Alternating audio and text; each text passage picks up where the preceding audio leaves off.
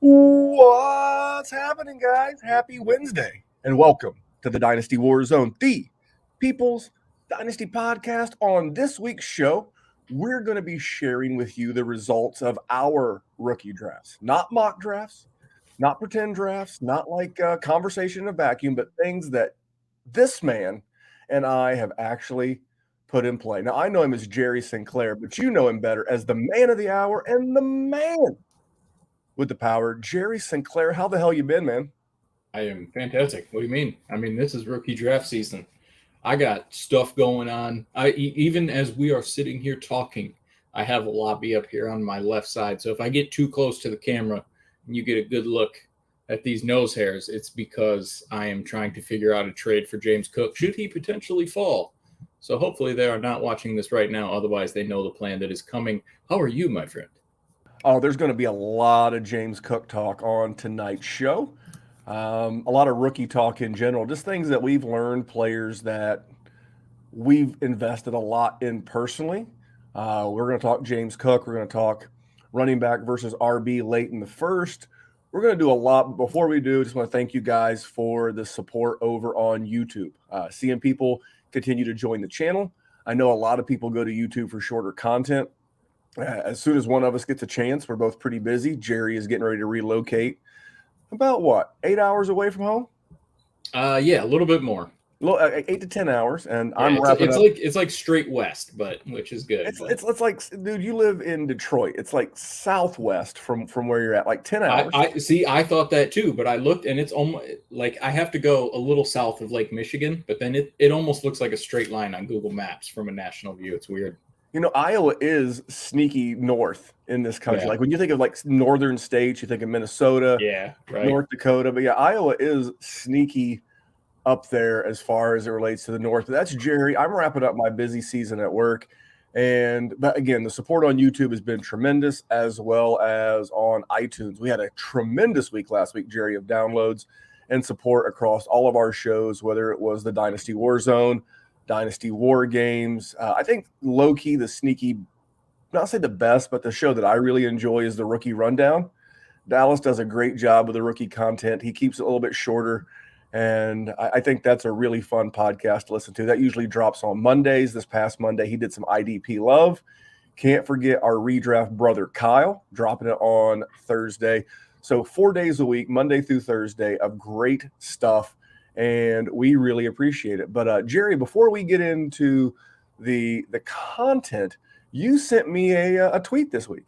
Yeah. Well, I mean, it's rookie season, like I mentioned before, which means there's a lot of horse shit floating around out there, and we got to handle it. When Jerry sends me a tweet, it's usually either he wants to make a really bad, shitty trade, or he wants to make sure that we have content for everybody's favorite segment. And I am keeping a little bit of a file because I love it when the show's interactive. I love it when the listener DMs me at DWZ Memphis. You DM me a bad tweet as it relates to Dynasty. We'll take them. You can send it to at DWZ Memphis. You can send them to at Jerry Sin. That's Jerry S-I-N on Twitter, and we'll save them and we'll put the best on the air because we don't go looking for good people with bad tweets, but they damn sure have a way of finding us, Jerry. They sure do. Well, this one right here was sent to me by Jerry Sinclair, and tonight's good person with a bad tweet is Joseph Herf at Joseph Herf NFL. Mr. Herf states, I'm taking the Chicago Bears weapons over the following teams: Houston Texans, Jacksonville Jaguars, Tennessee Titans, Baltimore Ravens, Detroit Lions, Green Bay Packers. Now, Jerry, I'm going to give you the honors. That's a golf term, but we're going to use it here for a football podcast. I'm going to give you the honors. What was your thinking when you saw this tweet? What was the offensive part? For one, just having that much confidence in what the Bears have.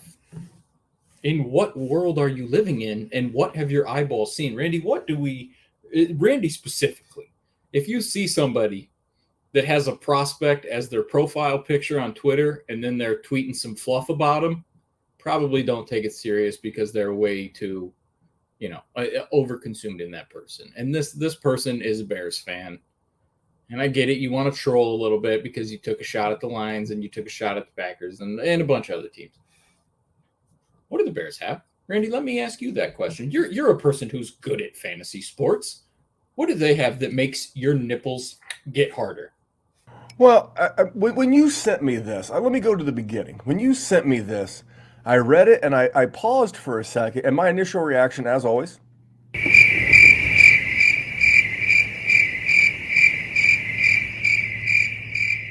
I mean, I was like, what in the hell is this guy thinking? And I start doing the math.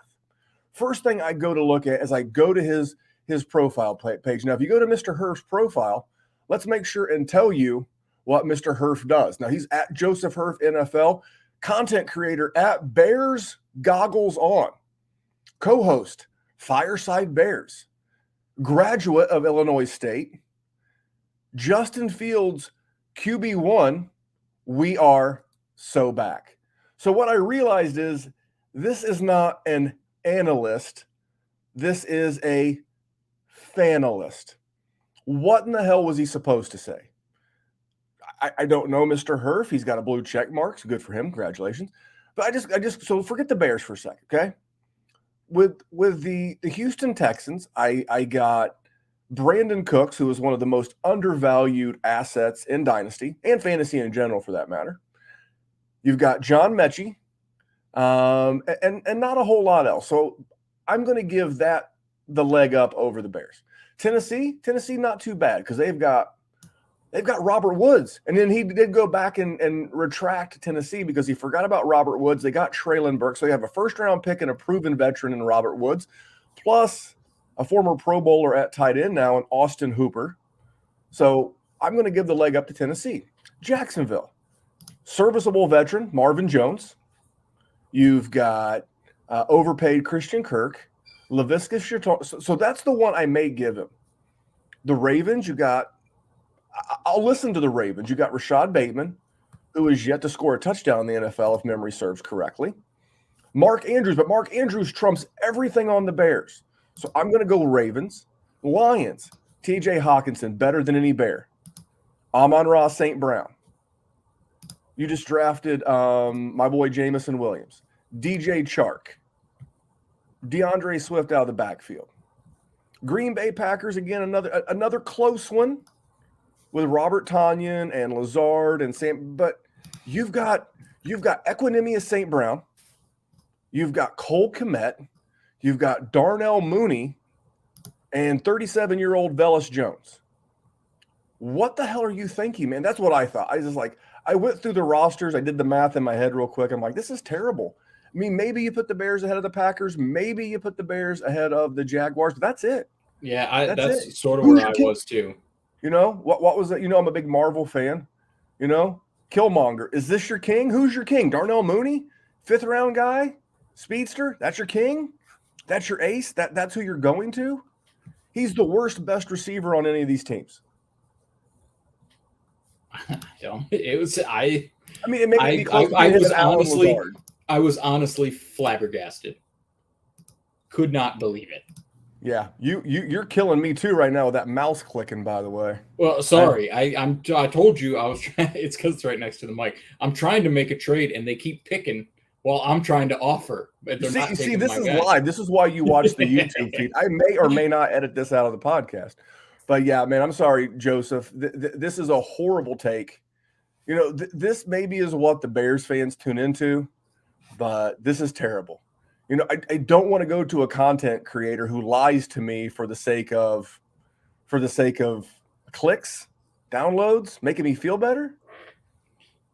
Fandom, blown smoke. It kills me. Now, our own Neil Gray, the official administrative assistant here at the DWZ and all things keeper of the patron, he wanted me to light you up. Maybe I will save that for next week. But speaking of the patron, that's where a lot of this rookie content we're going to talk about came from tonight.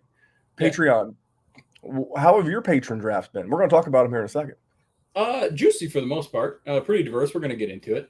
But the one thing I was going to say is earlier you said that, you know, Dallas likes to keep it short on the rookie rundown. Where he does not keep it short is in the patreon.com/Dynasty WarZone group me chat. Just saying. My man has honestly been one of the most active people because everybody's got questions for him. It is the season, and he has been wonderful for everybody. I've been reading the absolute hell out of it, love every second of it, just to continue that promotion a little bit. And as much as I want to continue to promote patreon.com/Dynasty Warzone, can I go into a mini rant real quick? Yeah, shoot. Now, I speak with a forked tongue because I was this person. I was this person. Now, for a lot of you listening, if your rookie drafts are going currently, what's your hurry? Why are you in such a hurry? Jerry, everybody's like, hey, you're on the clock. Well, you're the worst at it. So that's why but unfortunately, this is why people have 8 to 12-hour clocks. I know. I'm busting your balls. I hear you. But I've realized this because I have learned from the error of my own ways. Now, for those of you that have been in leagues with me before, I've been like, come on, hurry up, hustle up, let's go, chop, chop, chop. Come on, time's of the essence. But I realize this for a lot of you, especially in home leagues and smaller leagues and non-quote-unquote industry leagues, this may be the most active your league is going to be until training camp. And maybe even the most active your league is going to be until start of season. So instead of rushing through this, why wouldn't you savor it a little bit? Get out there. Get some action going. Throw out some trades. You're going to see more trades during your rookie draft, whether it lasts 1 day or 10 days. You're going to see more action, more people willing to make more moves than ever. And when you rush people through it, you don't have time to calculate moves. So just a little mini rant as a reformed, you know what they say, that there's no bigger prude than a reformed prostitute. That's me. I am a reformed prostitute as it relates to rushing people through dynasty startups and dynasty rookie drafts. Jerry, that's some good advice for the people out there. As a current and probably forever prostitute, I am a pick quick guy. If I can't get the trade done in 15 minutes or I don't get an offer in 15 minutes, I'm picking because I see the notification, Randy, and I get too excited. Well, I wait all year to do these drafts, and you want me to wait? If I could open all of my Christmas presents the night before, you want me to wait to open them on Christmas? I can't do that. I cannot. Well, unlike Christmas presents, you're not going to trade. I get just hitting the button. I was on the clock today. That's only because my sister asked for terrible gifts. Otherwise, I might have. But I was on the clock today at like the 4:06 in a rookie draft. I just hit the button. But like at the 2:06, why not field offers? Why not ask questions? Listen, I give it 15, 20 minutes. Unless I forget. I will agree with you. I will agree with you that the further you get into the rookie draft, the faster you should go. Ain't nobody want that 5'11", Chief. Wrap it up. No. But when you're like at the 108 and you're at the 108 in a class like this and you absolutely hate this class, there is nothing wrong with taking a little bit of time. And now I'll be honest, I just went ahead and made a lot of picks. I only made a couple of trades during rookie drafts because I was so busy. And I knew I wouldn't have time to DM and make, but as we get deeper into the season and more drafts to come, I just wanted to share that on behalf of the people, Jerry. No, I ain't mad at you. See, I'm not a person that's going to get mad if people take their time. Yeah, I don't care. I'm also a psychopath and have a lot of leagues, and I know you do too. I'm always drafting. I'll be okay. And it's May. It makes friend of the show, John Bosch, member of the DLF and the DTC, just a great overall dude. He helps with the Scott Fishbowl Toys for Tots purchasing every year, which sounds like fun, but when you got to go to Target during the holidays and spend like 15 G's on toys for kids, it's an awesome effort, but a lot of work. And God bless him for doing it. But John runs auctions. He runs a series of leagues called Auction Addicts. He runs it on MFL, and I absolutely love it. All you literally have to do is you bid on a player. And if that player, you last the highest bid for 12 hours, that player is yours. So whatever time zone you live in, as long as you remember twice a day to check on the auction and your players, you can always get in a bid. I love it. This draft's been going on for about 10 days, and we're winding up, but it's been really good. And again, I've seen more trades in this league than ever. So please enjoy your rookie drafts. It's It's not a one-night stand. It's a relationship, and you should enjoy it. But Jerry, let's get into what we want to talk about, man. Our rookie drafts. How many rookie drafts have you done to date? Probably about 8-ish, I think. So maybe right around half of my leagues. I think I'm in like 22 or 23 leagues, so not quite half, but I'm getting there. I'm inching towards it. Like I didn't want to call out your math skills there. No, I majored in history. I can speak multiple languages and do that kind of stuff. I can't do math. You could certainly. I mean, I'm in one now. I mean, if you're listening to this podcast, you heard me clicking. All those clicks. So just know that I have the mouse on my leg now, so you can't. Just notice that that you're suffering as a listener of the Dynasty WarZone. All those clicks was for the betterment of Jerry's teams. Yeah, I'm selfish. But that's not the first time I've said it. It won't be the last time. And here's the thing, Mr. Young. I got the man I wanted. Who'd you want? The same guy we're going to talk about later. Let's just leave the show with it. Go ahead, baby. Because he's my number one most acquired rookie to date. My very first rookie. Jerry and I are going to talk James Cook. I think the guy over the weekend that might have been the most polarizing 100%. Of any of the rookie that I saw from probably Thursday through Monday. Yeah. And let me say, I understand where people are coming from. You know what I mean? Like he took a big rise. He wasn't necessarily the Devi Darling prospect that everybody knew was going to be at the top after the draft. But then he got good draft capital, and he's got a good situation, and he's a good pass catching back with Josh Allen there. I mean, and he's fallen. We covered it last week. Good athletic profile, NFL lineage in the family, and I'm just trying to figure out what the downside is. So I did some research. I'm going to share that in a second. Now I have gotten through 9 drafts. I think I've got James Cook in 6 of them. Now, I do real well with Dynasty, shocker, I know. But I've gotten a lot of James Cook, and I've gotten the majority of my James Cook between 110 and 202, right there in that pocket. Now, I saw over the weekend on the Angry Bird that there are people out there taking James Cook with the 103. Now, I'm a James Cook fan, I believe, but there's a difference between being a fan and being a lunatic. You know what I'm saying, Jerry? Yeah, I mean, I get it. But here's the upside.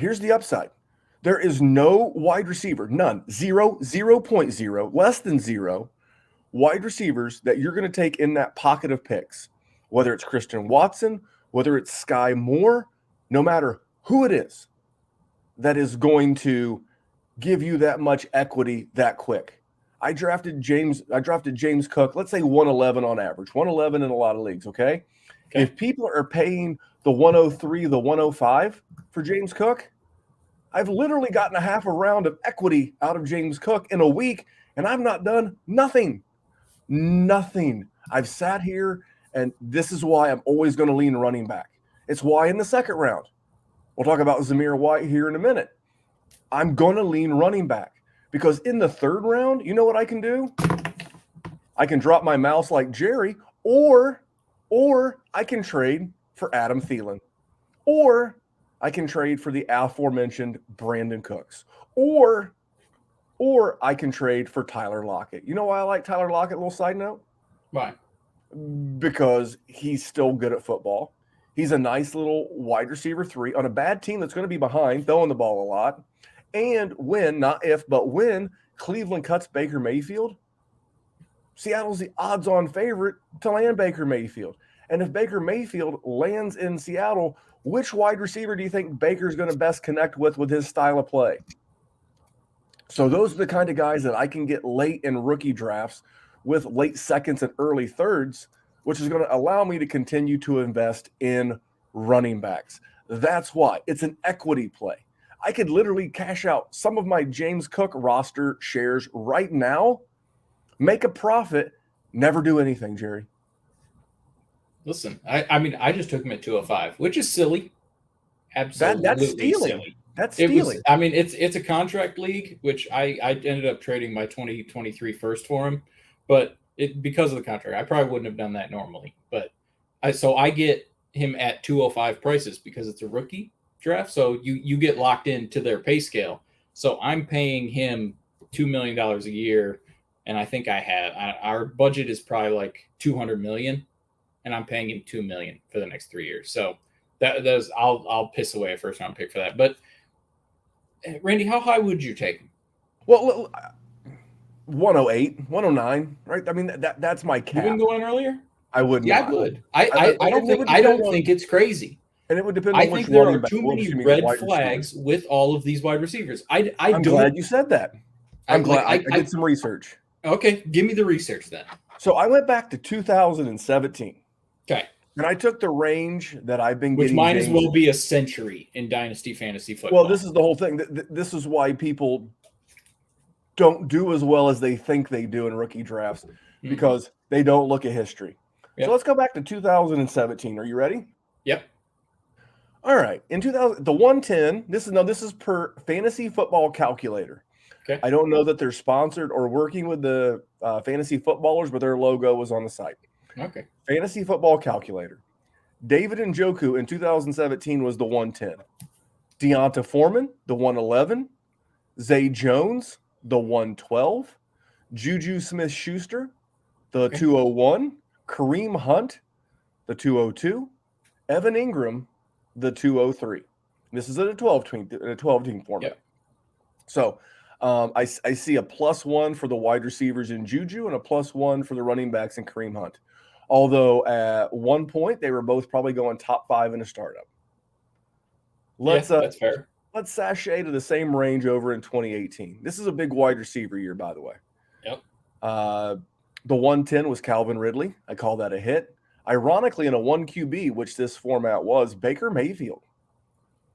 You had Cortland Sutton at the 112, Anthony Miller of the Bears at the 201, Michael Gallup at the 202, Christian Kirk at the 203.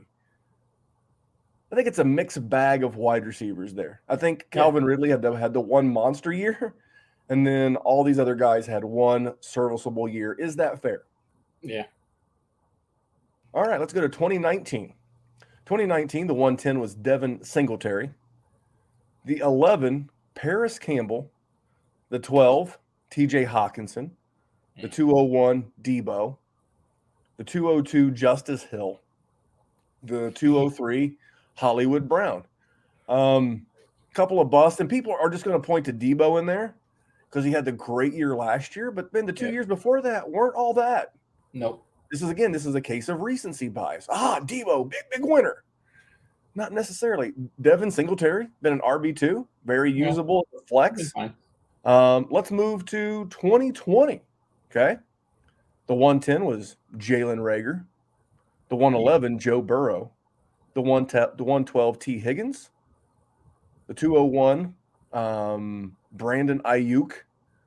The 202, Antonio Gandy Golden. The 203, Tua Tagovailoa. Rough year that year, Jer. Yeah. And let's wrap this little exercise up with last year's 110 through 203. Elijah Moore had some flashes, but I'm going to give that grade an incomplete. Yep. Terrace Marshall, Buster-Rooney. Yep. Michael Carter was okay, but he just got usurped. Yeah, he got neutered. Rondale Moore, Justin Fields. Yeah. This is 1 QB. Trey Lance, Kadarius Toney. Yeah. You see what I'm saying? Yeah. The odds of hitting here, regardless of what position you take, is very difficult. Yeah. But I will point back. There are 2 examples of guys that were in this range that went on to be highly drafted. One was Juju. One was Kareem Hunt. But I would say over the last 5 years, Kareem Hunt has held his value better than Juju has in that time frame. For sure. But both had a couple of good years. And I would argue that had Kareem Hunt not did what he did, he would still be much more highly valued than Juju. 100%. He would be drafted where Dalvin Cook is. And again, there is no right answer. Listen to the names that I've read from 5 draft classes. This is a dead zone of the draft. This is the spot. But again, Jerry, do you know what scarcity means? Yeah. Okay. Well, you know what abundance means? I do. Now, I've got an entire podcast recorded for our patrons over at patreon.com about this concept that I'll be dropping tomorrow on the patron feed. But do you know what position in the NFL has the most abundance given to us as dynasty players? We use 4 positions: quarterback, running back, tight end, wide receivers. Which one of those do we get an abundance of talent at every single year? Well, Mr. Young, that would be the wide receivers. Okay, so very good, and they almost feel like they're single serve. Yeah. We love Chase Claypool, or we did. We love Deontay Johnson, but what did the Steelers do? They went out and spent good draft capital on George Pickens. Yeah, it really feels like that the wide receivers, if you don't hit pretty quick, they're going to keep adding them, and the NCAA is going to keep giving them to us year after year after year. And as dynasty gamers, again, I don't really subscribe. DTC, the official trade calendar or calculator, of the Dynasty WarZone. That's something that I support. But you go to DLF or like follow Ryan McDowell. Look at the top 12 running backs in a startup. Do we not need more running backs? I've said this before. We need more running backs. And to end this point, that's why Dalvin Cook, that's James's brother. That's why James Cook, in some cases, as crazy as it is going to 103. Take the equity. Take the layup at the 110. Yes, he could be the next Keyshawn Vaughn. But you know what? He could also be the next Alvin Kamara, who, by the way, went 109 in his rookie draft. I'm not saying he's Alvin Kamara, but you know what he and Alvin Kamara have in common, Jerry? What's that? 2 good running backs who were drafted on day 2, drafted to really good franchises, really well ran, and that's where I'm going to take a shot. I'm going to take the shot there because you know what? I can. And again, if you're drafting in the 110, 111, 112, you probably already got a good team, which tells me you've probably already got some good wide receivers. But you can always add to that stable of running backs. Because anything can happen to your stable of running backs at any point. Christian McCaffrey, Derrick Henry, Travis Etienne, J.K. Dobbins. Should I consider to keep going, or does that prove the point that running backs get hurt a lot? You can never have enough of them. And that's why I'll go ahead and go to my next guy that I've the more research I've done, the more I like him. And that's Amir White. He's a guy that I've wound up with a lot of. What are your thoughts on Amir White? I have a ton of them just for the fact that running backs can gain value a ton. Like, we talked about it a little bit last week. Josh Jacobs didn't get that 5th year.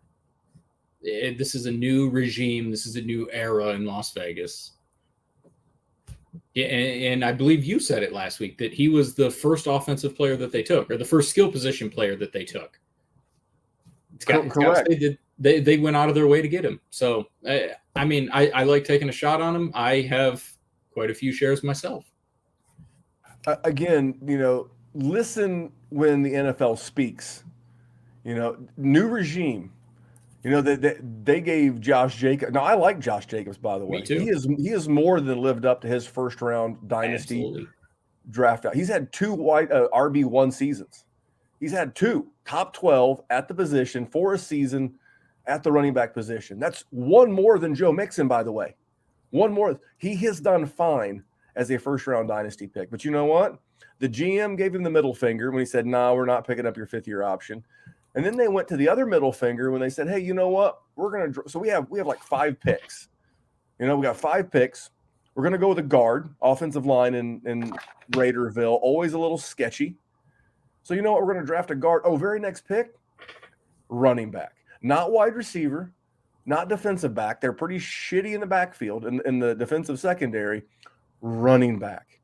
This tells me that Amir White, great 40 time. Great speed score, above average burst score. He's certainly a guy, even if he gets a 30% rush share this year, I think he's a guy that has a ton of value. And remember this, as memory serves me well, Josh Jacobs has missed at least multiple games in every season the first 3 years, which speaks to volumes to his ability to be an RB1 multiple seasons. But I just can't get enough of Amir White late in second rounds. I'm with you. That's just the spot where you should do that every year, whether it's 2023's version of Amir White or last year's version is Amir. You take that's your James Robinson, where you can take a guy and just hope that he gets that big boost that you want. And then you can flip him for whatever you want. And if he doesn't matter, who cares? It's a second-round pick or a third-round pick, even in a lot of these drafts. So, what other guys have you been like surprised by? Like maybe going a little bit earlier than you thought, falling further. People have reached on. What else have you seen in drafts? Honestly, I feel like the first 10-ish picks, maybe the first round, is pretty chalk for the most part. It's all about the same people. I haven't seen tons of patterns outside of 1 and 2, which is sort of what we talked about coming into it. We figured Brees and then Kenny, and then it was just going to be a cluster of wide receivers, which it has been. I've been seeing Trey McBride creep up some draft boards a little bit. I feel like when we first started this, like right after the NFL draft, the first couple of rookie drafts I did, it was sort of the later second round, and I've seen him creeping up in a lot of drafts into the 202, 203 range. I feel like people just are not confident in the depth of this draft, so they're taking shots on tight end, which I don't think it's egregious. I mean he's got competition, but his competition is old and gets hurt quite a bit, so I'm fine with it. We've talked about Trey McBride. I know you like him. What are your thoughts? For me, is it too spicy for you? No, a lot of our patron leagues are Superflex tight end premium. Yeah. I'm looking at one of them right now. Trey McBride went at the 204, and that was in a little bit earlier than Rachaad White. And I know Rachaad White is a guy that a lot of Dynasty gamers, a lot of Dynasty services like. Here's my issue with Rachaad White in year one, is he needs a Leonard Fournette injury to really, I understand the concept that Ronald Jones is gone. I do. But I also understand the concept of Thomas Wayne Brady. I think it's Wayne. If not, it should be. Anyway, I know that Leonard Fournette's back because Tom Brady wants him back. Tom Brady wants his dudes. I think Gronk will re-sign at some point because Tom Brady is not going to be chasing his potential final Lombardi with a rookie running back in the backfield. Go out and look, and I'm sure there'll be someone who digs up a stat in a 5-week window where some rookie running back had a great partial season with Tom Brady. But more often than not, Tom Brady does not like veteran skill position guys.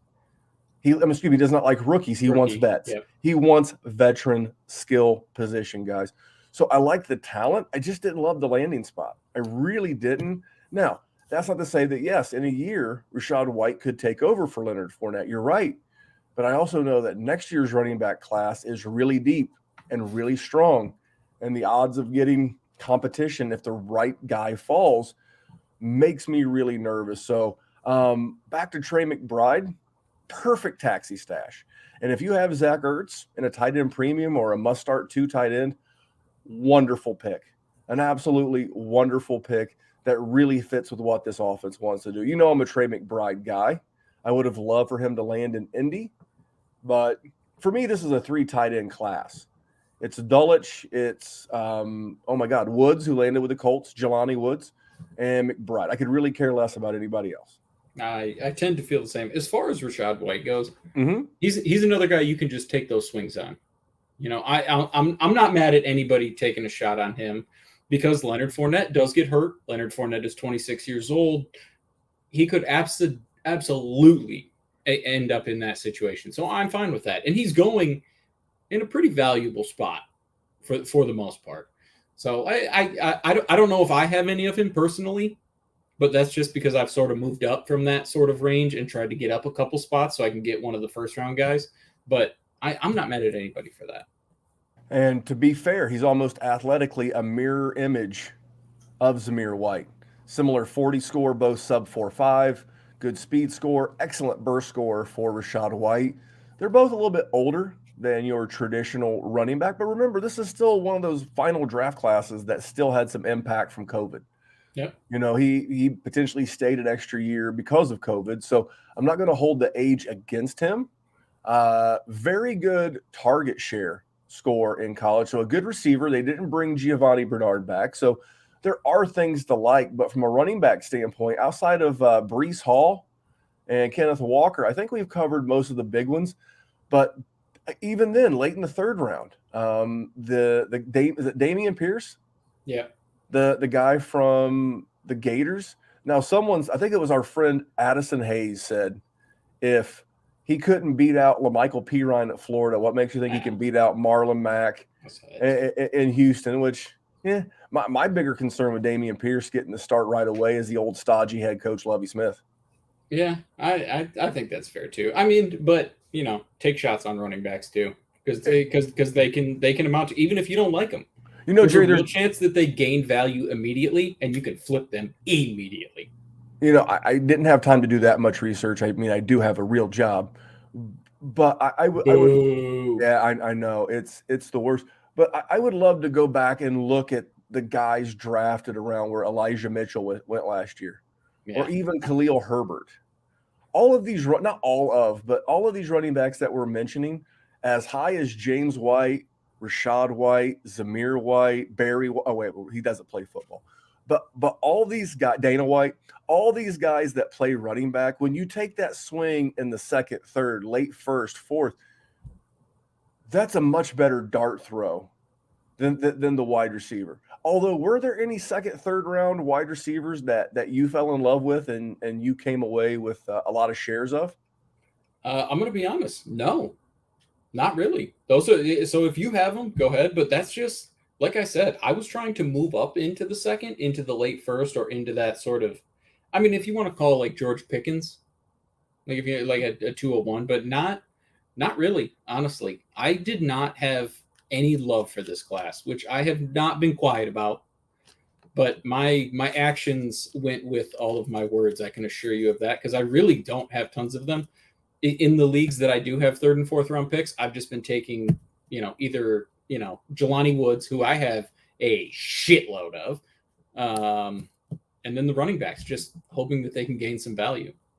A guy that I've been picking up in the third round range that I really see potential for is Jalen Tolbert, wide receiver, Dallas Cowboys, out of South Alabama. Day 2 pick. It was the third round. Yeah. But just a guy that you think about the offense. He's got good speed. He's sub 4.5, 4.59. Not a special athlete, but not a bad athlete. Per player profiler, he comps to Adam Thielen. And I start looking around Dallas. I mean, what does Dallas have left in the receiving game? Obviously, CeeDee Lamb. We all love CeeDee Lamb. I love CeeDee Lamb. You have Michael Gallup coming off of a late season ACL. Dalton Schultz. Who's always just been, okay. And I see, but with Cedric Wilson gone, Amari Cooper gone, I see a real role for this guy. And this was a team that people were talking about, could they draft a wide receiver in the first round? Sure. There was the theory that Jerry could be going Treylon Berks in the first round. I don't mind. I mean, again, it's like the light version of my conversation around James Cook. Good offense. Dallas has one of the best offenses in the league. Is there a spot for him? Is there a role for him? Yes. What's the competition look like? I mean, this guy could easily wind up being third on this team in targets. Now, is it possible? Yes. Is it probable? No. But why would I want to, draft a late wide receiver flyer? I see like I love him, Alec Pierce of my Colts. I'm a big Colts fan, as you know. Yeah. But what does his volume look like? I mean, at least he could at least be maybe second on the team in targets, so I can see it. But man, I just love Jalen Tolbert and where I'm getting him in that mid-third range in rookie drafts right now. I've scooped up a bunch. Yeah, I mean, I probably have one or two maybe, but I honestly, the only reason I have is because he's a Cowboy. And honestly, that's the sort of question that you should ask yourself with every pick in every rookie situation is, what does the competition look like? What is the role? And are they going to be able to beat it out, quickly? And that is how you should handle a situation. I mean, and that's why I sort of like James Cook. Not to loop it all back in, but we're just going to have one giant theme about, value this week. Devin Singletary's not great. Zach Moss isn't great. So if he's good, he's going to get the role and he's going to have the starting job. in Buffalo, which is a great offense, and yada, yada, yada. And I don't want to put this guy on such a pedestal that he could never live up to it, but every year there feels like there's that third round wide receiver that just has a great rookie season. A couple of years ago, it was my man Terry Mclaren. Before that, one of the very first guy in all the years we've been doing this podcast that I've touted forever, Cooper Kupp. Loved him as a rookie, lived through all the vitriol, and he'll never be that good.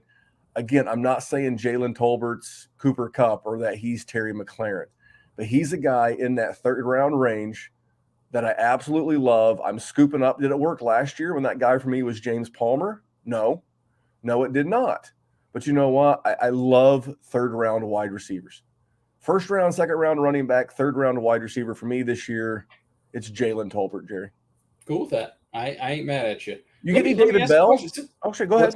Then we'll talk. David Bell's going way too soon for that. I think I have two. I think he's probably in the 202-ish range. 203. You had a question. I want to hear your question. Then we'll talk Dave Bell. Well, I said I wasn't mad at you. So I want to know: is there anything that you've seen that makes you mad? Like, what has anything been pissing you off in these drafts that you've seen? No, It's a rookie draft. I mean, we're all speculating. Again, I just read you 5 years worth of player data. Once you get past like 102, 103, 104, 105, it becomes a dice shoot. It really does, which I'll just, before I get into David Bell, it makes you wonder I'm just going to say it. Why the fuck do we love rookie picks so much? Well, it depends on the year too, right? Like, I gave you 5 years. I get it, and those are the back end, though. I mean, at the front end, the hit rate is a little bit better. I see people doing some real buffoonery, real buffoonery with picks. Yeah, for sure. I think the move is if you're not in love with a guy and just like a stud, like I like Chris Olave, but are you super excited? Randy, I'm not excited about any of them. Are you pushing about Christian Watson? No, that's what I'm saying. Like, I am certain that several of them will be very good, and we will be talking about them in 2024 and 2025, and we'll be talking about them as vets getting replaced by wide receivers and the all the stuff that's going to come with that. I got no idea who it's going to be. And I think a lot of these guys are not awesome. There's too many red flags. Said it once, said 1,000 effing times. I am not upset by just about any pick. Now, I've seen used to do the graphics for Dynasty WarZone, Matty Big Chest. He told me he was in a league where somebody took Isaiah Spiller 103. Now, I didn't believe him, and he pulled that mother effer up, and sure shit, Isaiah Spiller 103, which, listen, that's nonsense. You're a psychopath. But for the most part, I'm fine with anybody doing anything because I really do think this year has been a crapshoot. I could make a case that every single player that's going to get drafted in the first round will not succeed this year. And I can also make a case that every single one of them will be awesome this year. It's a tough class to judge based on the places where they got drafted. And I feel like there's a lot of people that are trying to, pick whichever click they want for whichever player they want. But in reality, I truthfully don't believe anybody knows. I believe that from the bottom of my heart with this class, that it is a total gamble with all of them. This is going to be such a tough class, and there'll be a lot of hot dogging and grandstanding out there. But I want to talk about David Bell. Okay. Just give me all the David Bell. And you got your checkbook, or your checkbox. We do this every week. You ready? Yeah. Good quarterback. Okay. A good offense with a good offensive head coach. Should be. Maybe not super high volume passing, but a good offense. But maybe with Watson. But okay, I believe Amari Cooper in the final year of his contract. Yeah. So probably won't be there next year. This is a team that had no draft capital.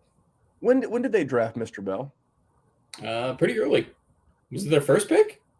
I believe he was their second pick. Okay. Again, targets. Jarvis Landry gone. They're not likely to re-sign him. I think David Bell fell out of favor when he ran that slow 40. Absolutely. You know, one of my favorite podcasts to listen to, and he's not everybody's cup of tea, but it's Mark Schlereth. He's like, you know how many 40s you have to run in the NFL after the combine? Zero. Big old fat zero. Zero. It's real simple. Can he get open? Now, I remember a certain team. They're from East Lansing, Michigan. They were the number one team in the nation in college football. Do you remember that team? Is it the green and white? It is the green and white of Michigan State. And they played a certain team from West Lafayette, Indiana. And a certain wide receiver beat the brakes off of him. Do you know who that wide receiver was? Yeah, it was David Bell for like 220. This is what happens when we get too cute for the room. David Bell, 3 years. There were people who, when Rondale Moore was drafted in the second round, people were saying he's not even the best receiver on his own team. Jerry, outside the combine, what happened to David Bell? I mean, he had good draft capital. He had good production. The combine was the red X, and not even all the combine, just the one thing that everybody pays too much attention to. You know, I'm going to send Matt Kelly, aka the Potfather, a bill of lading for advertising. But again, it's you have to give the devil his due. Playerprofiler.com, super easy to use. And that 4.65 40, and you look at all of his other athletic measurables, you know who he's most comparable to? Who is that? Anquan Bolden. Yeah. You know, Anquan Bolden had a 12 career or something. He was pretty good. And a good friend of the show, Mike Kenny, asked in the YouTube feed, how was his pro day? And he ran slower at his pro day. But Mr. Kenny, I will say this for David Bell, at least he had the chutzpah, the guts, the testicular fortitude to run at his pro day, because Treylon Berks didn't. He was like 4.45. I'm 4.55. I'm good. Can't beat that. At least David Bell tried. So again, where he's going, third round pick. Situation, competition. We talk about value and value. Situation, competition is the theme when it comes to rookie drafts. And just a guy that doesn't have to be schemed open. He gets open by being a good wide receiver. He's not a big body clasher. I am in love. I've got a ton of. I think David Bell's my second most rostered rookie behind James Cook. Listen, I'm going to say something that's a little spicy, and I don't want people to take it as hot takey, but I think he has the same amount of. I think he has the same chance to be successful and dynasty relevant as somebody that's going to go at 103 or 104. If you had to bet a sizable amount of money, now you have to give me odds. Okay, you have to give me odds. Like 3-1. If you gave me 3-1, say we bet one $100 bill, or we could go like the comedy classic Trading Places, $1. But you have to give me $3. If we look back in 3 years, if David Bell has had a better dynasty and fantasy career 3 seasons from now, if he had a better career at that point than, say, Jameson Williams or Garrett Wilson, are you shocked? Are you stunned that David Bell's had a better career to date than those guys? I wouldn't. But that's how I feel with this whole class. Like there's a real chance this is one of the stupidest things we ever talk about on this podcast in 3 years. Don't get me wrong. That's not true. I talked about Hakeem Butler a lot, but it could be very wrong. Don't get me wrong. Every one of those guys could end up being superstars, and David Bell could be a crumb bum. But he's got the situation. He's got the opportunity. I'm with you. And he's got Deshaun effing Watson. Like, I think people forget that man was very good. And we're going to get to see that again, hopefully this year. So I hope so. I mean, just again, looking at his dominance in college.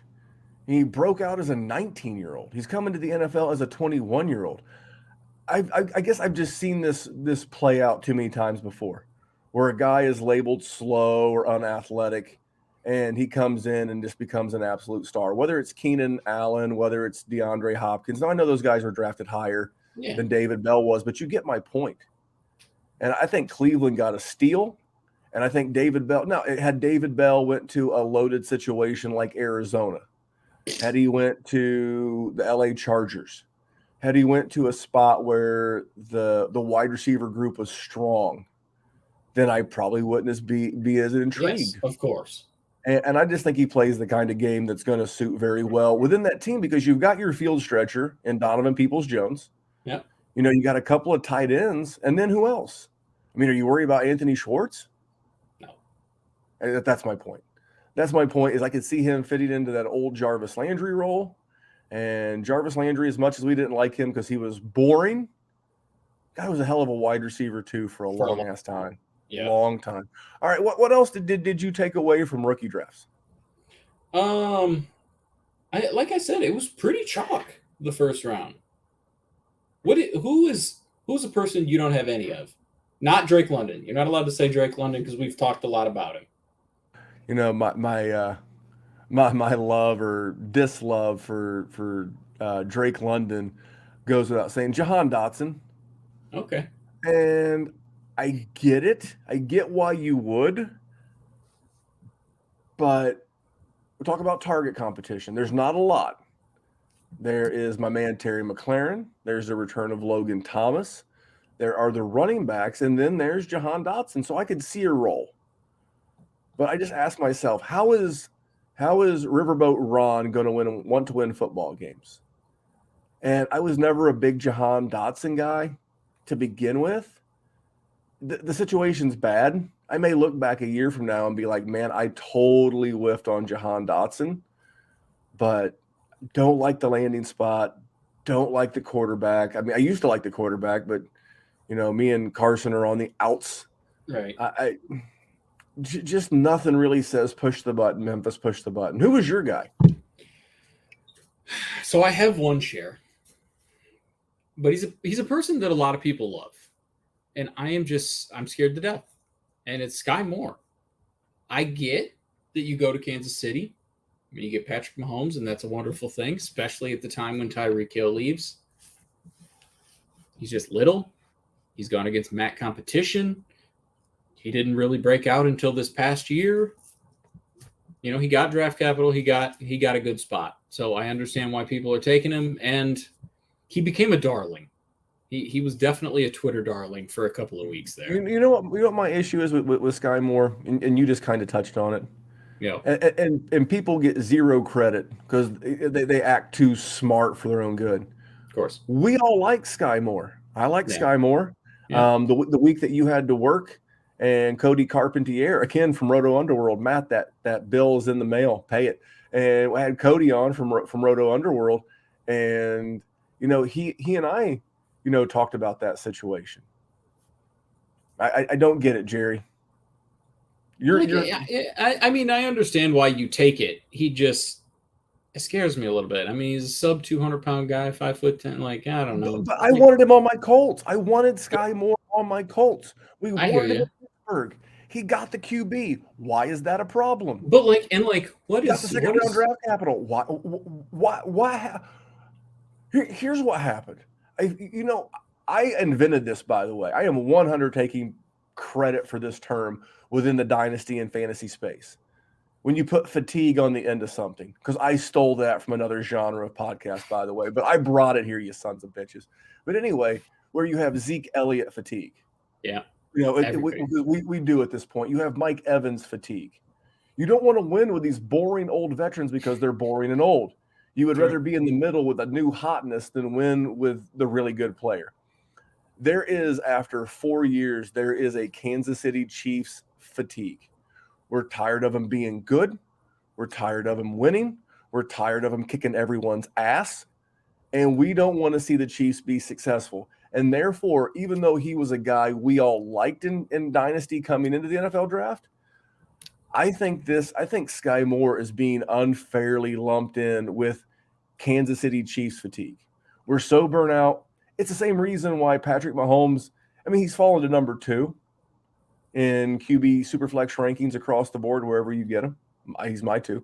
But this is the thing. It is the fatigue, and it's weird. it's weird that a guy who averaged 7+ targets per game over his career leaves, which simple math means there's 7 targets per game up for grabs. A good opportunity, a good offense. You get Andy Reid, a great play caller. You get a great quarterback. You get an open spot, and all of a sudden we don't like him. Make it make sense, Jerry. I mean, I think it's just him, right? Like, how good was Tyreek? How good was Tyreek Hill to that situation, though? Tyreek Hill was forget Tyreek Hill for a second. What did Skye Moore do from April 20th to today? We loved him on the 20th. The 28th, he became a Chief. Now we don't like him as much, and he's on a great team.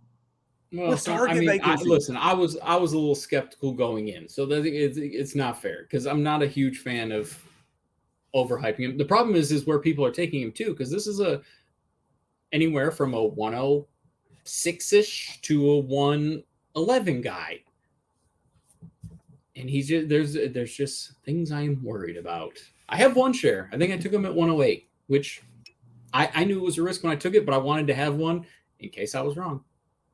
You know, and here's the thing. I'm not saying he's going to be Tyreek Hill. He's not. But he's a guy. But this is the part that frustrates me. The real NFL guys liked him. Lance Zierlein, Greg Cosell, all of these guys liked him. The Dynasty community liked him. Then he goes to the place, and all of a sudden, he just got weird. I don't know. I am honestly, I'm worried about the state of that offense without Tyreek Hill, because nobody's going to be able to replicate it.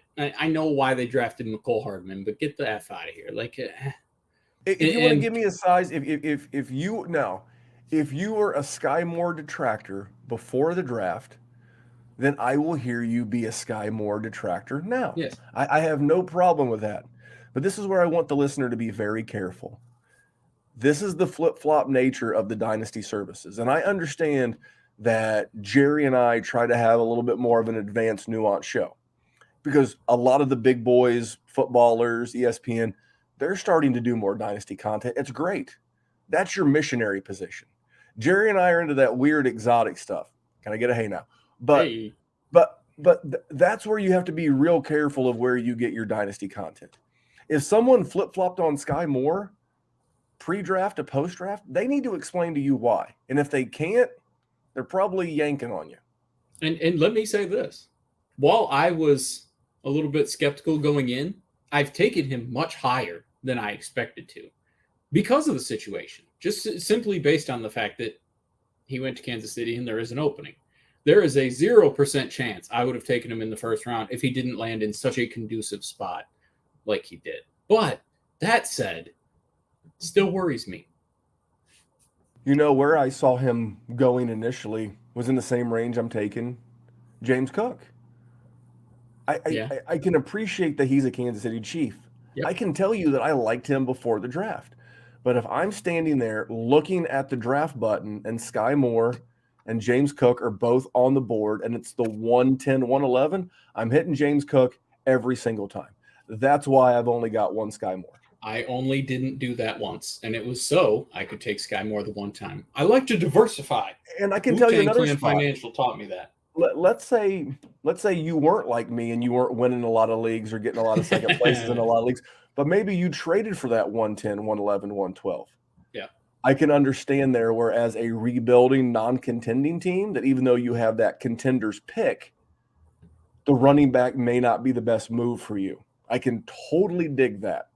I can dig that 100%, where you could say, hey, you know what? The upside risk of James Cook with the life cycle of running backs is just not worth it for me here. I'm going to take the wide receiver because I'm rebuilding. I can dig that 1,000%. But where I was drafting based off the rosters I was drafting off of, it made more sense for me to take James Cook, but I have nothing against Skye Moore. I think it's a great landing. I would take Skye Moore over Jahan Dotson, over Christian Watson. 150. I mean, how many wide receivers are you taking ahead of Skye Moore? Go back to Watson. What is your trepidation with him? I don't know. Not a good route runner. Drop issues in college. Situation. Okay. Competition. Did you not hear the list of rookie wide receivers that have never cracked 500 yards or 40 catches with Aaron Rodgers?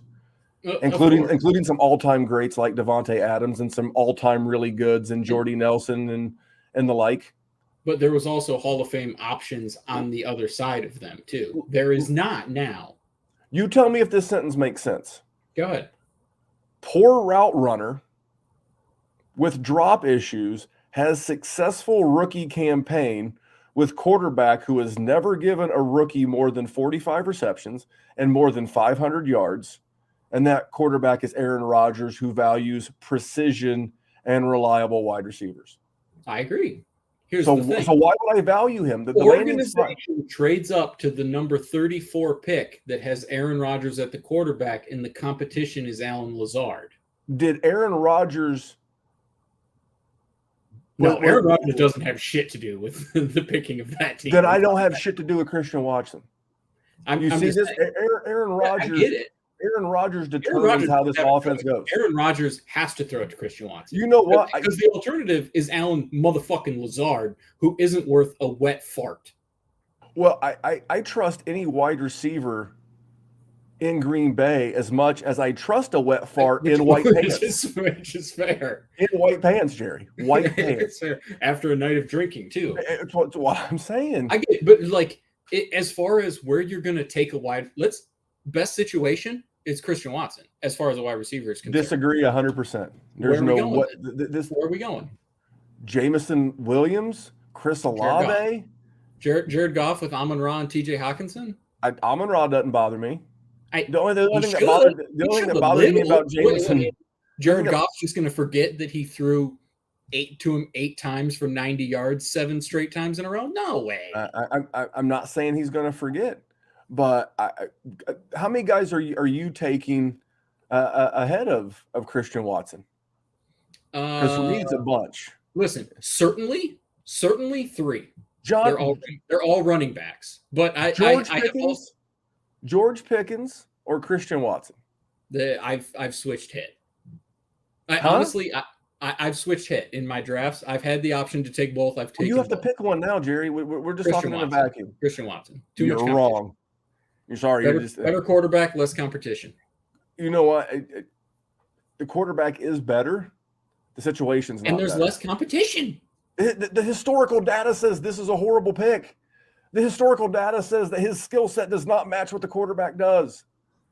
You can't force a round peg in the square hole because it's the only peg you have. See, but what makes it a round peg in a square hole? Just because he hasn't previously, but he's also a sloppy route runner with a quarterback who values precision. Also had elite competition with rookie wide receivers there. Those are not there. Like he's going against guys that are going to be in free agency this time next season.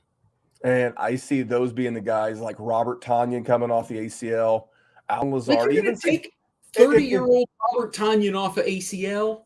Listen, there's a chance Christian Watson is a bum. Don't get me wrong. Absolutely 1,000% there's a chance he's a bum. But if he's not a bum, he has to beat out fucking old-ass Robert Tonyan, piece of crap Allen Lazard. The path to success is so short. It is a walking path. It is not a freeway. It is not any of that. You're right. He does have drop issues, and he is, I don't know. I'm not a scout. A suboptimal route runner. That's what they say. But he's also a giant man who can run really fast, and Aaron Rodgers can still throw the ball really far. So if he can get around a guy for 1 second, Aaron Rodgers is going to find him. And Aaron Rodgers is going to have to play against the Detroit Lions twice and the Chicago Bears twice. And if there's one thing that Aaron Rodgers got, it's it. I agree. And the Devontae Adams being gone is there. But I will still say, if I'm taking any skill position, especially if we're going redraft for just a second, it's Aaron Jones. He's getting all the targets.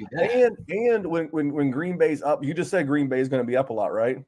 Yeah. Do you see him just heave-hoeing the ball up to old Mr. Watson? Or just checking it down, keeping it close. But they're going to be up because they heave-hoed the ball to Christian Watson. Man, if you told me Aaron Jones is going to be hurt. A 27-year-old, always broken-ass Aaron Jones. If you told me this is the best podcast segment we've done in a long time. If you tell me you're taking Christian Watson in a Dynasty best ball league, fine.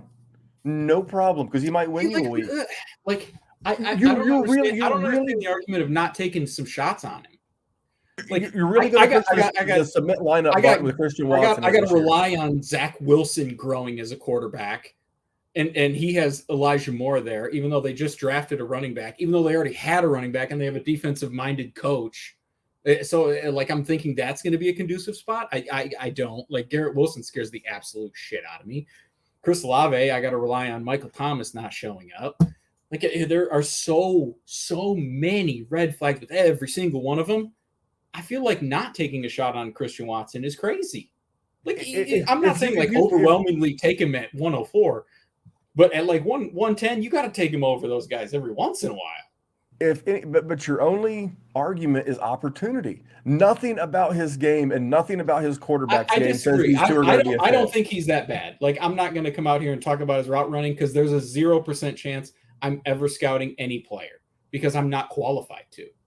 Yeah, I'm just going off of the data of Aaron Rodgers, and you do bring up a good point about the target competition those rookies had versus, because there was Donald Shriver there with Jordy Nelson, and there was Jordy Nelson there with Devontae Adams. So I do get some of that, huh? And Randall Cobb. Yeah, I just if I just can't bank a pick on this guy gelling with Aaron Rodgers, who's not even show up at OTAs to even work with this kid. So makes me too nervous. So that was a good segment to start winding the show down. What else have you seen that made you go, Chris Olave going earlier than I thought. I just mentioned him. Like there's been times when he's sort of one of those guys that's in the Christian Watson, George Pickens range. Also, sometimes I see him going off the board at like 104, like just sporadically. What do you think of that situation?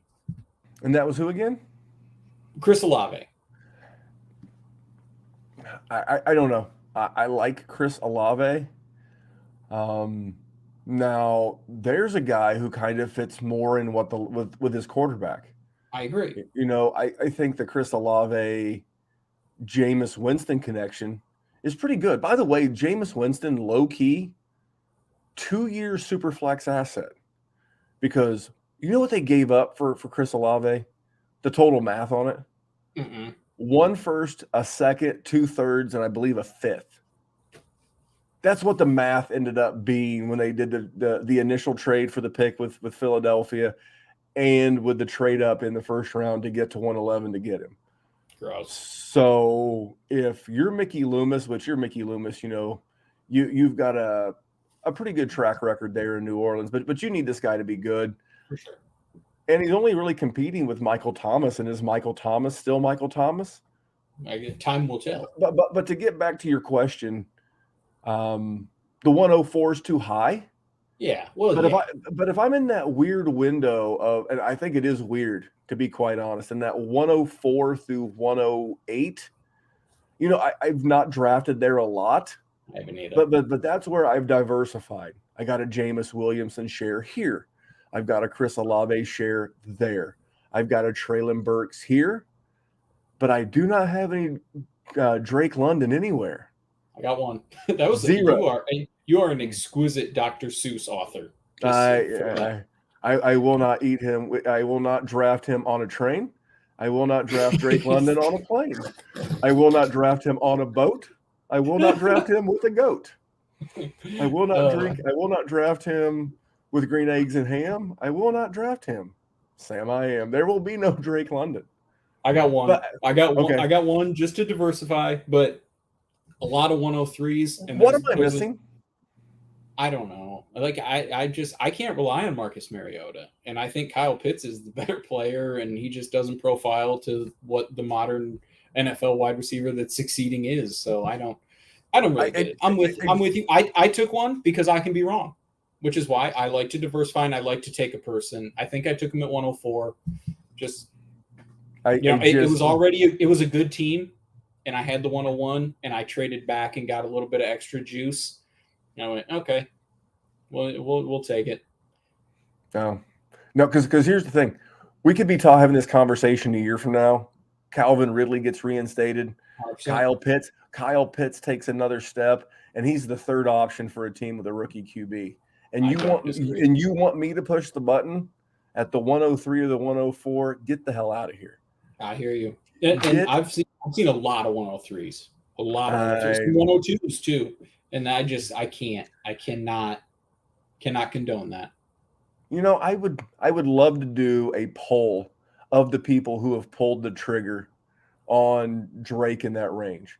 And I would love to know their age and how long they've been playing Dynasty. And this is more of where I get into the psychological component of the game. I love next level thinking, and I would love to get the age range of those people and how long, if they've been playing like 5-8 years. I'm wondering how many of those people remember seeing Dez Bryant and Calvin Johnson and guys like that just absolutely destroy. I think that's why people still love Cortland Sutton. I think there's this old school fascination with the 6'3", 6'4", Randy Moss, again, Calvin Johnson, just seeing these guys dunk on people. And in the day and age of quarterbacks like Tua, Baker Mayfield, Jared Goff, on and on and on you go, the safe play is always that short over the middle. And unless he was with a quarter, I think the best fit for a guy like Drake London would have been Justin Herbert, would have been Josh Allen, would have been, because, and it's not because, well, yeah, they're the best quarterbacks in the league. Right. No shit, Memphis. It's not why. It's because these are big arm guys that aren't afraid to turn the ball go. But he got drafted by a guy who's the ultimate play it safe guy. Ask Corey Davis how it was playing with Marcus Mariota. The NFL just does not play that style of game anymore. And that's my fascination with the psychology of the people drafting him. I think they just have that image of those old school big body clashers who just dunked on people, etched on their brain, and it makes them push the button. Because when you look at him, the specimen, the athlete, he didn't run even at his pro day. That's neither here nor there. He capitalized on it himself and got drafted 8th overall. But I just wonder if that's Dynasty gamers who have been playing for a long time that are tantalized by that physical size. Is that fair? I think that's fair. Wasn't Corey Davis a relatively big guy? Was he like 6'3"? I think he was like 6'2"-ish, 6'3". Yeah. I mean, I can pull that up while you continue to talk. Yeah. I mean, the number 5 overall, I think, 6'3". Number 5 overall, Marcus Mariota, how'd he turn out? He went 102, 103 in some rookie drafts. 6'3", 210. Yeah. Devontae Parker, another guy. I think he went 11th overall to Miami and went very highly in rookie drafts. It's N'Keal Harry a couple of years ago. There's this love of, again, and I don't blame you. I'm older than most of the people listening to this show, but I've moved on. The NFL, and I'm stealing this from Colin Cowherd, by the way, and this podcast is going long. If you've made it this far, thanks for sticking around with us. But Colin Cowherd always says this, and he's right. The only industry that moves faster than the NFL is tech. And what worked in the tech industry even 2 years ago is obsolete now. And the NFL is very much the same way. What worked 2 years ago, 5 years ago, you think about the Seahawks when they were winning Super Bowls, Cam Newton getting to a Super Bowl versus how the game's played now, the running back position. The NFL is always changing, evolving. And if you look retroactively at what worked in the past, it's hard to turn down the tantalizing size of a Corey Davis, a Devontae Parker, a Drake London. But we just don't play that way anymore. We don't have the quarterbacks to play that way anymore, Jerry. Yeah. But let's before we wrap it up, I got to talk about this guy because he's a bigger guy. And he actually probably profiles those guys a little bit closer. But for some reason, I sort of like him. I sort of like the situation that he's in. This Treylon Berks. Now, Mike said he took him at 102. That's too spicy for me. I love K9 personally. But I at least have 3 shares of Treylon Berks because in that range, for whatever reason it is, I sort of feel like he's the safest. He essentially got traded for A.J. Brown straight out, which Mike Vrabel did not want that. Everybody that watched the draft saw that. But if you're going to do something like that, you absolutely have to get him the ball. And his competition is Robert Woods, who is a good NFL wide receiver, he's getting up there. New team is not usually favorable to wide receivers like that. But I am very interested. So I'll get to Treylon Berks in just a second. Okay. Our buddy Mike in the chat and YouTube said N'Keal Harry was a big guy ? Yeah, 6'2", Yes. 228 Yeah. per player profiler. I have it pulled up on my computer so I can quickly get stats on these guys. I didn't hear any of the clicking though. You should unmute it so you can. I'm just gonna let the listener. Some of us are good at this. I'm gonna give us a quick pause. Let the listener take that in. Memphis is on the computer. 0 clicks of the mouse. Jerry on the computer. Click, click, click, click, click. Think about it. But Treylon Berks, 6'2", 224 pounds. I get it, but but here's the thing: he is now battling cornerback ones in the NFL, which is fair. He's going to be battling some studs. And if you're a DC and you want to take him away, how much NFL double coverage does he beat? I know he beat some in the SEC, which is the best college conference in America. I get that. For sure. But who else? If you were a DC and I don't know who the Colts' new DC was. It used to be Matt Eberflus, now head coach of the Bears. But if you were the head Colts, the defensive coordinator of the Colts, who would you double team? Who would you take away in this offense? I mean, well, outside of Derrick Henry. But is Akina Whiteside? What are you going to worry about him? No. I mean, who are you worried about? What you're banking on is Robert Woods coming back being healthy. Well, that too, but like play action to Treylon Berks. Everybody looking at Derrick Henry, and you can maybe slip. You got any Berks? Not that I'm aware of. No, I don't remember ever pushing the button. I made some bids on him in the 2 auctions I'm in. Okay. I don't value him. Again, I know that I could fully be wrong on this. I think he feels more like a wide receiver too. I don't ever get that feeling that we're going to be talking about Treylon Berks as a top 12 wide receiver in a startup. Here's what I will say about that, though. Okay. That's what A.J. Brown was. Nobody wants to hear that. A.J. Brown never had 1,100 yards in a season. Let that sink in that I just said that. Never had 1,100 yards in a season. So if Treylon Berks can have a good first 6 or 7 games, which he will have the opportunity to do if he is built for this league, the hype and the name sort of recognition will explode, and I think his value will be stable. That's and it's another one of those things of situation and his competition. His competition is Robert Woods, who's a good NFL wide receiver. The rest of it is not, and he was drafted early, so he's going to be given an opportunity immediately. And if he can do it, and I think he's in a spot that he can do it, but scares the shit out of me too, just like everybody else. Good college measurables. You got to remember that A.J. Brown played in college with DK Metcalf and DeMarcus Lodge, who did get drafted in the NFL, and Dawson Knox. And he was a much better, not a tremendously better, but definitely a better athlete than Treylon Berks. So I think Treylon Berks was drafted. I just feel a wide receiver too. I don't ever feel like I could again, guys. But now let me counter. Sure. How confident are you that the rest of these wide receivers can be wide receiver 2s? Or wide receiver 1s? Is that what you're trying to figure out? Like, who do I see in this class having the upside to be? I think this is a class of guys that 3 years from now, I think most of these guys will be drafted as wide receiver 2s or worse.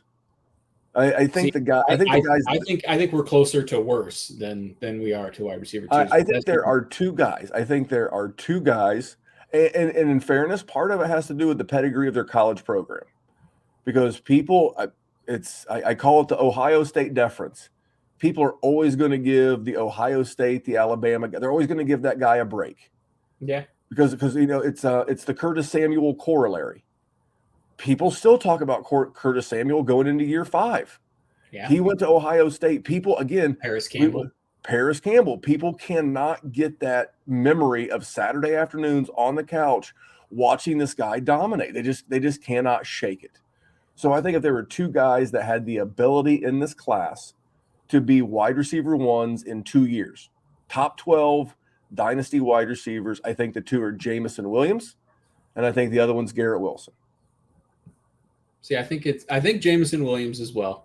Maybe that's just Honolulu blue glasses. I think the other one's Treylon Berks, though. I just don't see it. I hear you. I am also an Elijah Moore guy. Like, I'm not certain that Elijah Moore isn't better than Garrett Wilson. I would agree with that. And the gap in their and if draft that's capital, if that's the case, neither of them are going to be elite. It really, so with that one right there, that one's going to come down to situational usage and where they line up. And something else, and at this point, we're no longer going off of a show sheet. We're just two guys talking at this point. Yeah. You know, that Jets offense is the one reason why I have a little trepidation on Breece Hall. You know, I love Breece Hall. I traded for the 101 from you in a trade that included Joe Mixon. Yeah. I love Breece Hall. But I will tell you, the Jets run a variation of that Shanahan offense on turf where Saquon Barkley got hurt in MetLife Stadium that just absolutely eats running backs alive. Yeah. It eats them alive. It's like people I was chatting with someone on Twitter the other day about Elijah Mitchell. Oh, it was Shane Hallam, good friend of the show, Shane P. Hallam. I saw that. And I understand why people would like Elijah Mitchell. You know, he thinks he would be worth around the 108, 109. In this Shanahan offense in 5 years with Kyle Shanahan as the head coach, no running back has led that team in rushing yardage 2 years in a row, 5 years. And all of them have had injury issues, whether it was Tevin Coleman, Trey Sermon, Elijah Mitchell, Raheem Mostert, on and on and on it goes. It's an offense that eats running backs. It's a stadium that already ate a great running back in Saquon Barkley. If I had to tell you that was my reason for being nervous about Breece Hall, is that a fair concern? I've already drafted more than my share of Breece Hall because I've traded up for him, I believe. But that's my reason why I would be concerned. I believe as well. But I'm with you. Jets scare the shit out of me. And here's the thing. This is like, we're talking about how the Jets could suck. How old is Zach Wilson? He's got to be like 21, right? Like there's a chance. Yeah, I'm pretty sure he was super young when he came out last year. There's a chance he doesn't Sam Darnold this, and there's a chance he grows. And he has a better opportunity because it's not Robbie Anderson and Quincy Enunwa or whoever the hell Sam Darnold had. He's got legitimate pieces. I mean, he is 22. He is 22 as we speak. Okay. I mean, he looks like he's 16, but 22 works. So he could take a very big step. It's year two. Year two is when guys do a lot of that kind of stuff. So if he does, then I will 100% be wrong on Garrett Wilson. You know why I like Zach Wilson a little bit more going into year two than maybe some of his contemporaries? Why is that? And even to a degree, Justin Fields, who I am not a fan of. Right. Those guys will let the deep ball go. Yeah. They're not, and I know Mac had a good rookie year, plays it safe. And if you look over, I think it was from week 13 through week 18 last year. If you look at that 6-week window of fantasy points, Zach Wilson scored more points, fantasy points, than any rookie QB in that range. He came back from the injury. Did he really? He did. You know who scored the second most in that range? Or Davis Mills. Yeah. Of course he did. So there is room, year two in the NFL, year two in this offense. I think they added to the offensive line. I know they signed Laken Tomlinson, offensive lineman from the Niners last year, former Lion, if I remember correctly. Yeah, first one. Breece Hall, Garrett Wilson, year two for Jeremy Ruckert. Jeremy Ruckert. They also brought in 2 tight ends. One of them was CJ Uzoma, and I'm drawing a blank on the other. But this is a guy that's not afraid to put the ball in the air. They also brought back Braxton Berrios. So if you told me I'll word it this way. if we look back a year from now and we say, wow, the biggest year 2 quarterback leap was taken by Zach Wilson, would I endorse it today? No. Would I be surprised by it? No. No. The range of every quarterback of last year's rookie class, not named Mac Jones, and even to a degree Trevor Lawrence, is anywhere today between 2 years from now. The range of those rookie QBs from last year is from top 12 startup QB to Buster Rooney. Yeah. The difference is the gap is huge. I'm with you. And here's the thing we've learned about the NFL. If they don't like the guy, they will move on. How you doing, Baker Mayfield? How you doing, Josh Rosen? I mean, it's the craziest thing. Sam Darnold. And you know, I think we're only going to see more of it. I think as contract prices for second contracts.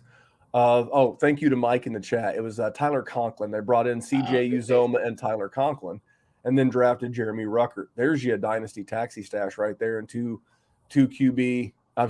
Two tight end and superflex leagues. Stash Rooney, 3rd round draft capital. Like him quite a bit because those veterans don't have huge contracts, but I think that's where the value lies. There you go, Jerry. A little bit long for us. A little bit long. Yeah, I mean, we argued. Mom and Dad had a fight. Yeah, but we need that because we are in pretty lockstep with a lot of people. We found out Christian Watson is not one of those people. It's just not. I mean, it's not my fault. You like him. Yeah. I mean, I like Justin Jefferson too. So you did. Whoa! I got one, baby. I'm gonna hold on to that one. Get a billboard. Go down to never not owned a miss. I was a little too low on AJ Brown. But I peeled the cover off of the ball with Terry McLaren. I mean, you're going to have your hits, you're going to have your misses, and that's why, again, Dynasty is such a fun game.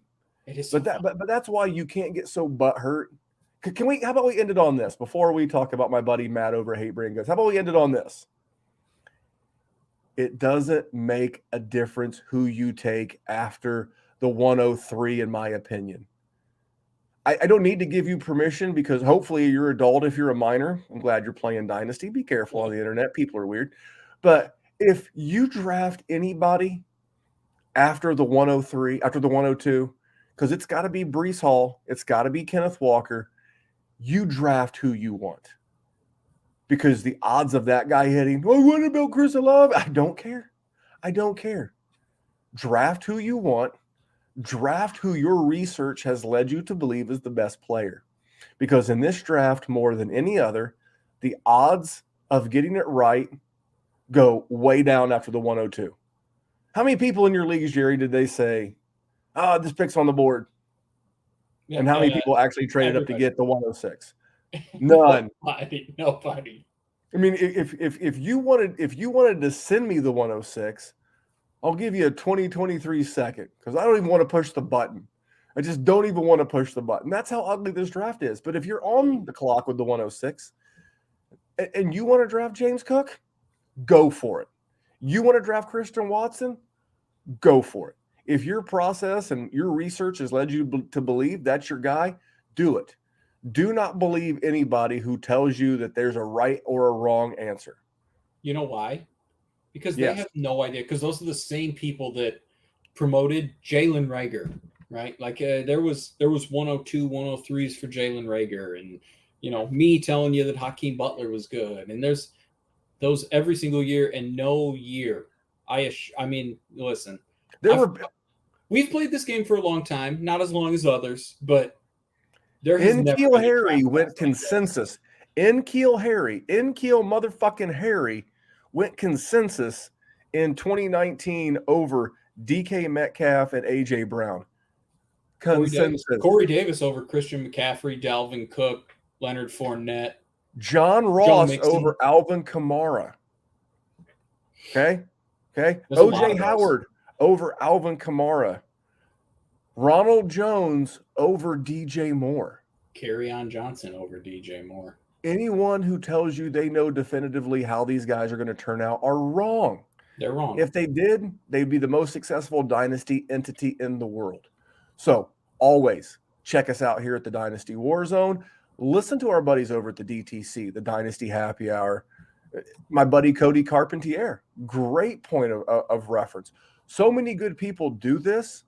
And then once you've listened to everybody, read everybody, you've done the wisdom of crowds, come over and join patreon.com/Dynasty WarZone and hear what the patrons in the group chat have to say about that. How about that, Jerry? Listen, How about that for a promo? We just got done saying nobody knows, but you take all the information you can possibly make and make the smartest decisions. And we have a group that is in there that is impeccable. Psychopaths is what they are. Like, you call them impeccable, which is a much more friendly term. I call them psychopaths because we're psychopaths. That's true. There's a reason we sit here and we talk this game, and we've done it.